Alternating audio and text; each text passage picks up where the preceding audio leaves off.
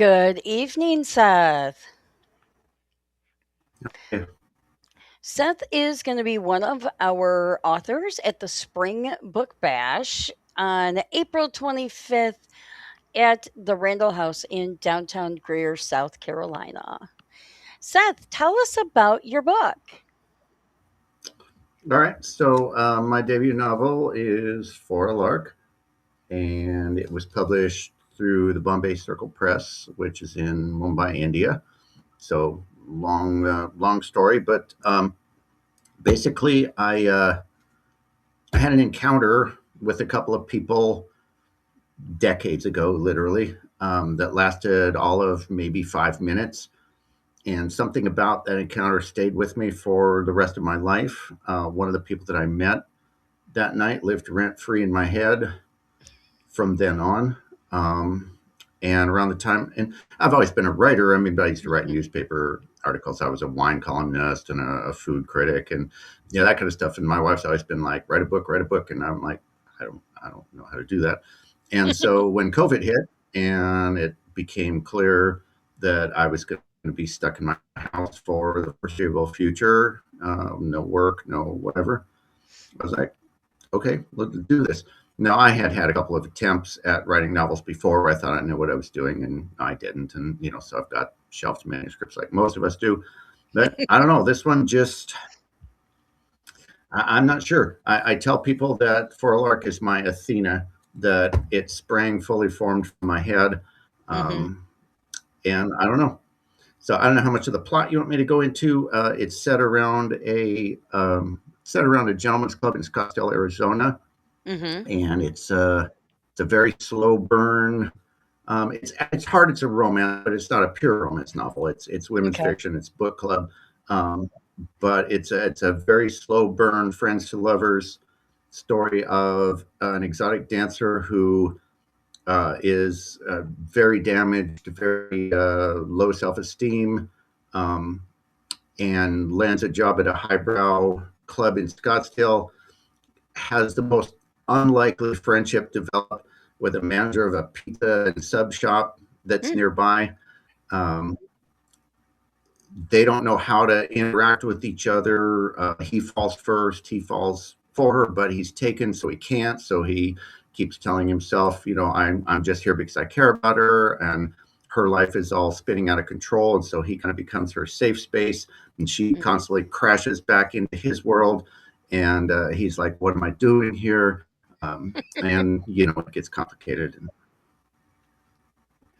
So, what inspired you to write that? well, so okay, I figured you were going to ask. So I used to, at one time as a young man, I managed a pizza joint in Scottsdale, Arizona, that was in close proximity to a gentleman's club. And one night it was after close, and I heard the cowbell ring, and I went out there, and two women were standing there, and I was like, "Sorry, we're closed." And like, "Oh, we're hungry. Can't you feed us?" And I was like, "No." And it took me a little bit to put it together and to figure out, because we had never had any interaction with the club. But Mm. there was one of them was a tall blonde and looked exactly like what you would expect an exotic Mm-hmm. dancer to look like. But the other was this really petite, like mixed race person who just didn't seem at all to fit the part. And she was trying to be the I'm the happy party girl out having fun, but her eyes had just the most profound sadness that I think I've ever seen in my life. And it haunted me. I still remember to this day what she said to me, and the way her voice sounded. And I just was like, wow. And like I said, lived rent free in my head since then.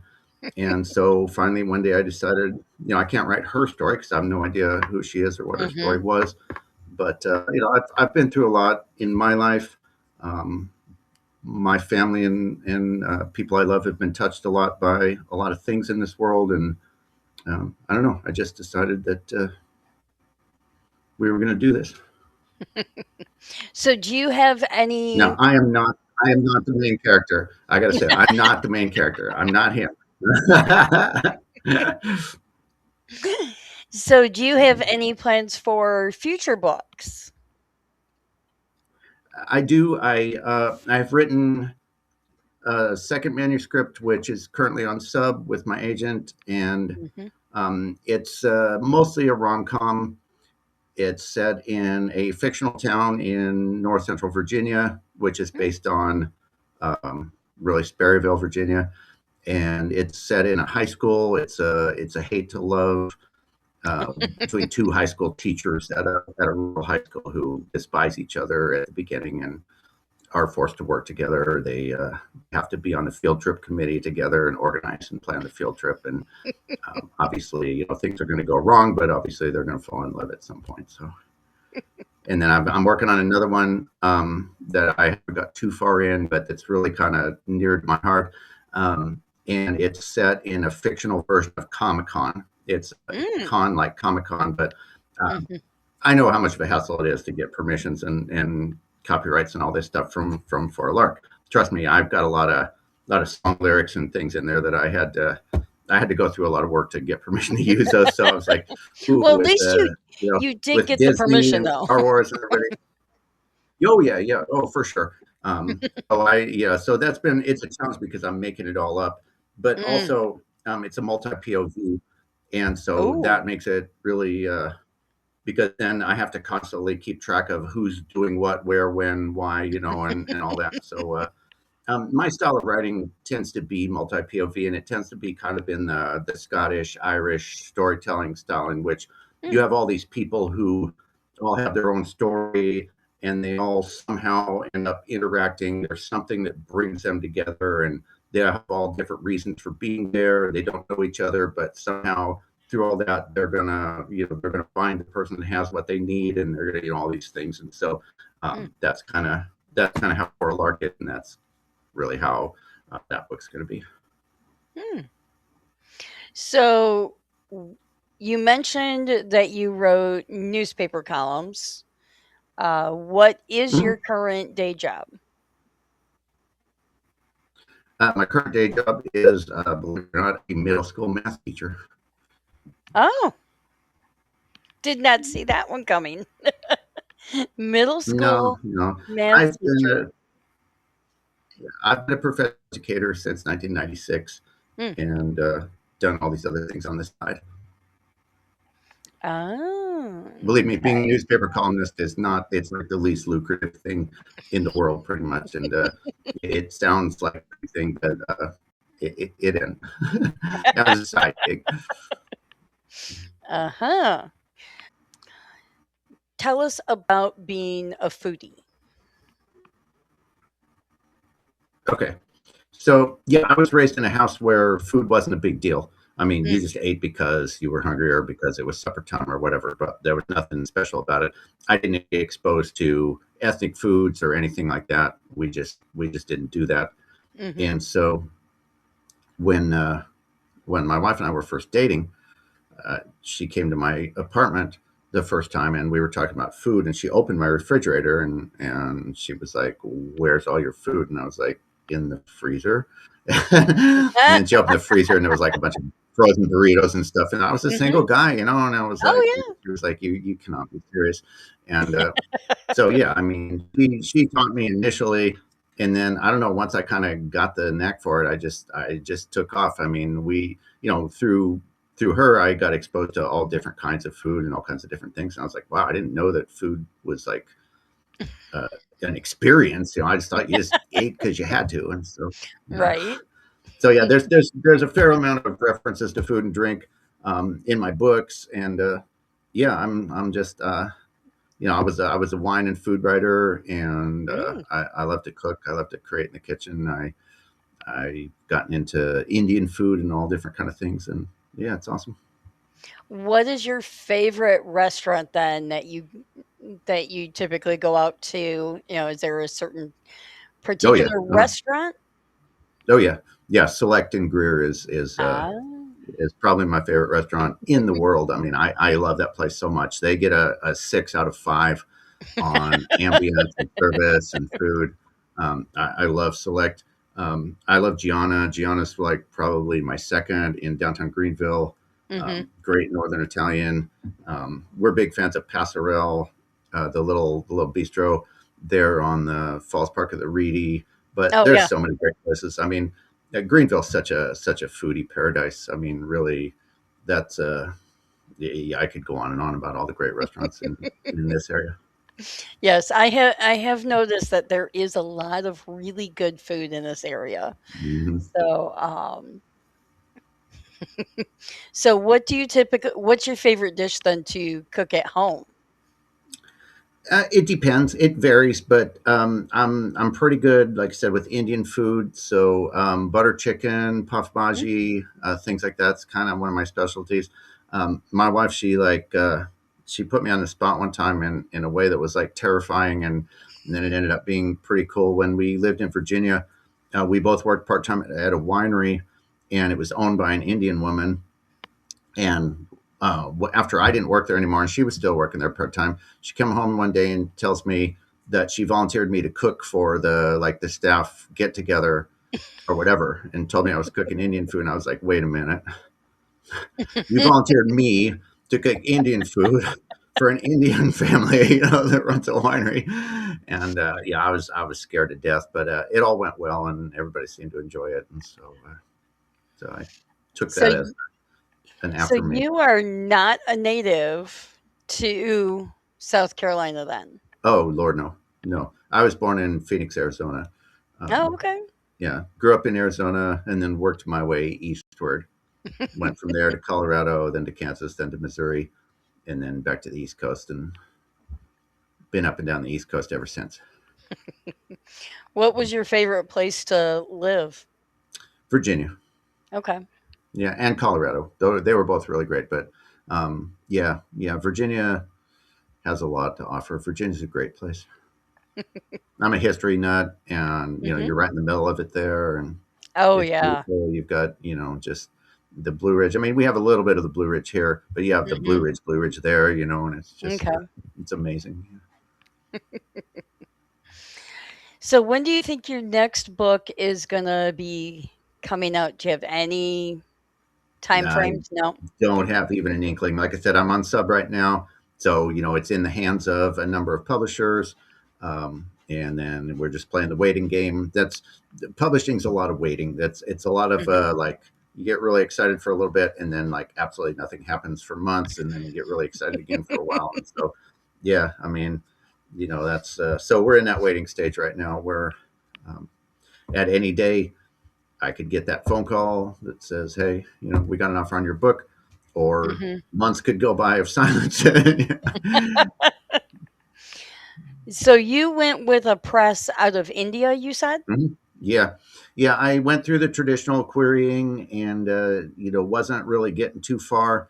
Had a few requests, but nobody that pulled the trigger on it. And so then I did some research, and I decided to submit directly to some small presses where you didn't have to be agented. I wasn't Mhm. agented at the time, Okay. and so I got a few offers, but honestly, they were mostly crappy offers. They were from like vanity presses or things like that, where I was like, Mm, "Oh no, mm. thank you. Yeah, I'm not doing that." Yeah. Um, and so then finally, I got a. Actually, it was a pitch contest on Twitter, is Oh. what happened. Yeah, you know how they have all like Pit Mad Mhm. and all that, and so it was Pit Mad, and I put my pitches in, and I got a response from a small press that said they wanted to see the full manuscript, and so I sent it to them, and then I don't know, however much time later, they reached Mhm. out to me, said they wanted to set up a Zoom call, and I was like, ooh, ooh. Yeah. And so I did some research into them, to make sure that Mhm. there was no red flags and Yeah. everything, and it was all on the up and up, and so yeah, we got on the Zoom and chit chatted a little bit about this and that, and then she said those words that changed everything. She said, "I loved For a Lark, and I want to commission it." And Nice. yeah. So have you ever considered going indie publishing? Doing I have, self-publishing? I have, and that's obviously a thing now. It's not been for me. I'm not saying I Mhm. wouldn't do it. Okay. There's a part of me that I have my shelved manuscripts, and there's a part of me Mhm. that says if they never sell, now that I've kind of had my Mhm. dipped my feet into this, and I sort of know a little bit about it, Mhm. um, I might resurrect those. It's hard to say. I'm friends with some people who self-publish, and then some of Mhm. them are doing very well. I'm friends with some who self-publish, and they're not really doing anything. It's you probably know this, and people that Mhm. are honest about it know this. There's traditional published stuff that's not very good, and there's Yep. traditional published stuff that's phenomenal. Yep. Same thing with self. I know some Oh, writers yes. who are extraordinary who put me to shame. Who I'm like, I could only dream of being as good as you. And then there's other self-published authors who didn't want to put in the work and didn't want to take the time to hone their craft to actually get good. So it's Mhm. all out there.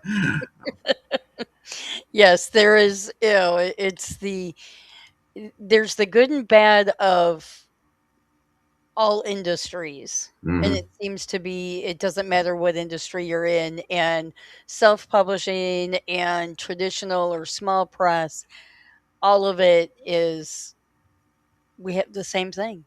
We have the good and the bad, and you just Yeah, try to weed through it. and for all of Uh, us, it's a journey we're on, and it's a path that we take. And yeah. yeah, I have all the respect in the world for everybody who's out there plugging away and giving it their all.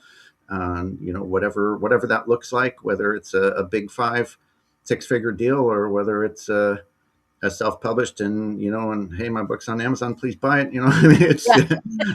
we're all just doing this. This is true, and there's so many good books out there, whether they're traditionally published or whether they're self-published, and, it's really I really enjoy, that's the great thing with these book festivals and with the Spring Book Bash. I've got a bunch of new authors that I've never met, which Hmm. is so great because that means we've got all new material to go through and new books, and I love it. I absolutely love it. And my throat's scratchy. There's another edit for you. Yeah, well, I don't edit out too much. Um, but yeah, I'm looking forward to seeing you and may even see you around town, being that you live right here in Greer. Hmm. Yeah, I do. Um, but really looking forward to it, and I know it's gonna be a long drive for you to make it to the Randall house. Uh, Yeah. Yeah, if my car breaks down, I can walk. So we're good. right. Yeah, we're only about 5 minutes from GSP, so Hmm. Okay. Yeah. it's a it's a good place. Loving it here, and but Well, yeah. what's funny is when you had the one in the fall, that was actually on the same day as my very first ever author event. There was a Pedal Ah, Ski Shop at the Westside Market was having a book mhm. fair that day, which I had already signed up for because I knew Lynn and they actually were carrying my book in the store, and Ah, then nice. and you all had yours on the same day. So then when I saw you were having it again in the spring, I was like, "Ooh, let me jump in on that one." Yep, we have this one coming up, the Spring Book Bash, and then we have our Fall Book Festival. That'll be on the 17th. And the nice thing about the Spring Book Bash is that it's the same day as Greer Goes Global, Oh, their international festival that'll be yeah, yeah, yeah, yeah. downtown at the same So there'll time. be people just everywhere, huh? All kinds of people. That I love it. Yeah, This is why I picked the date. yeah. No, that's great. Piggyback off of traffic already in town. I mean, you might Mhm. as well. Yeah, and And the parking will spill all over into right where we are. yep, and that's what we did with the Fall Book Festival. Hmm. It was the same day as the Artisan Makers Market. Ah, hmm. And so, we had quite a bit of traffic from them. So Yeah, yeah, good, that's good. it's all a matter of timing. So this has been great fun. I am so glad to have you on and can't wait to see you in person. All right, yeah, you too, and looking forward to meeting a lot of readers and fellow authors and being part of the community. It'll be a great time. Thanks, Seth. All right, thank you.